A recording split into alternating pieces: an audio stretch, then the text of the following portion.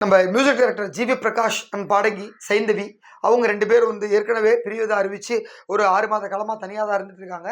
இந்த சூழ்நிலையில் இன்னைக்கு இவங்க 2 பேரும் சார்பில் பரஸ்பரமாக நாங்கள் பிரிஞ்சோடுறோம் அப்படின்னு சொல்லி டைவர்ஸ் அப்ளை பண்ணியிருந்தாங்க சென்னை குடும்ப நல நீதிமன்றத்தில்.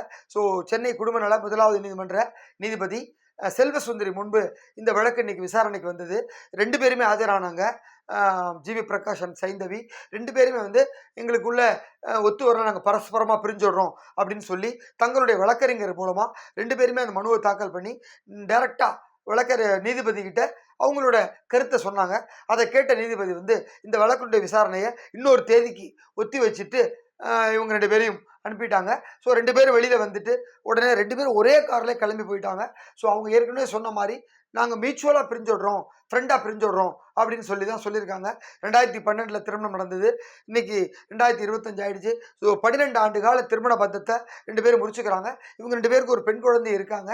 ஸோ இந்த சுச்சுவேஷனில் ஜிவி பிரகாஷ் இந்த மாதிரியான ஒரு முடிவு எடுத்திருக்காரு. அதற்கு அவங்களும் சம்மதம் தெரிவித்து அவங்களும் ஓகே சொல்லியிருக்காங்க. இப்போ சமீப காலத்தில் வந்து இசை கச்சேரிகள் மட்டுமல்லாமல் ஜி தொலைக்காட்சியில் வரக்கூடிய ஒரு இந்த இசை போட்டியிலுக்கும் சரிகமாப்பா போட்டியிலையும் அவங்க தான் நடுவராக ரொம்ப தீவிரமாக இருக்காங்க.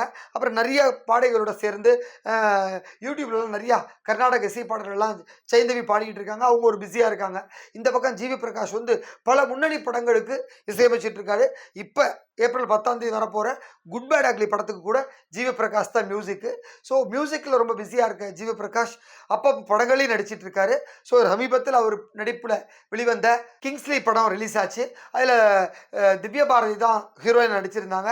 ஸோ அந்த படத்தினுடைய ப்ரமோஷனில் கூட ஜிவி பிரகாஷ் அண்ட் சைந்தவி பிரிவுக்கு நான் தான் காரணம்னு சொல்லி மீடியாக்கள்லாம் தப்பாக பேசுகிறாங்க. கண்டிப்பாக நான் காரணம் இல்லை, எங்களுக்குள்ளே ஒரு நல்ல நட்பு மட்டும் தான் இருக்குன்னு திவ்யா பாரதியும் சொல்லியிருந்தாங்க. ஜிவி பிரகாஷும் அது மாதிரி தான் சொல்லியிருந்தார். ஷூட்டிங்கை தவிர நான் இது வரைக்கும் திவ்யா பாரதியை தனியாக பார்த்து பேசினது கூட கிடையாது, எங்களோட நட்புங்கிறது ஷூட்டிங்கில் மட்டும்தான் அப்படின்னு சொல்லி. ஸோ அதனால் இந்த பிரச்சனைக்கு நிச்சயமாக திவ்யா பாரதி காரணம் இல்லை, அவங்க குடும்பத்துக்குள்ளே இருந்த பிரச்சனை தான் காரணம் அப்படின்னு 2 பேருமே சொல்லியிருக்காங்க. அதனால் வந்து இந்த வழக்கு வந்து இன்னொரு தேதிக்கு ஒத்தி வச்சிருக்காங்க. அன்னைக்கு வந்து இவங்க 2 பேருக்கும் விவாகரத்து கிடைக்கும் அப்படின்னு எதிர்பார்க்கப்படுகிறது. ஸோ ஜிவி பிரகாஷ் அண்டு சைந்தவி பிரிவுங்கிறது இதன் மூலம் உறுதியாயிடுது. நன்றி.